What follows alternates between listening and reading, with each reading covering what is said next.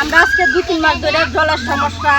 হ্যাঁ, আমরা পুকুরের জল ব্যবহার করন লাগতেছে, খাওয়ার লাগে ব্যবহার করন লাগে, এমনকি রান্নার ব্যবহারও করন লাগে, স্নান হইতে এভরিথিং আমরা পুকুরের জল ব্যবহার করন লাগে। আমরা আজকে 2-3 মাস কোনো জলে পাই না। আমরা অফিসও জানাইছি, প্রধান মেম্বার জানাইছি, কেউ আমরা কোনো ইয়া করে না। সাপ্লার পয়েন্ট আছে নি? পয়েন্ট আছে, সবই আছে, অনেকে এটা ঠিক করে দেয় না, জলাই না। না। কবে থেকে? আজকে 2-3 মাস হয়ে যায়। আগে আসছিল না এই পয়েন্টে? আগে আসছিল, এই পয়েন্টটাতে চলা যায়? হ্যাঁ, আগে জল আছিল সরকারি পয়েন্ট এটা? হ্যাঁ। তো কারে জানাইছেন আপনারা? আমরা প্রধানরে জানাইছি, আবার এমনকি অফিসও জানাইছি। কি কইছে এরা? তারা কইতেছে আইব, আইয়া ঠিক করে দিয়ে দেব, কিন্তু কোন পর্যন্ত ঠিক করে দিয়ে যাইতেছে না।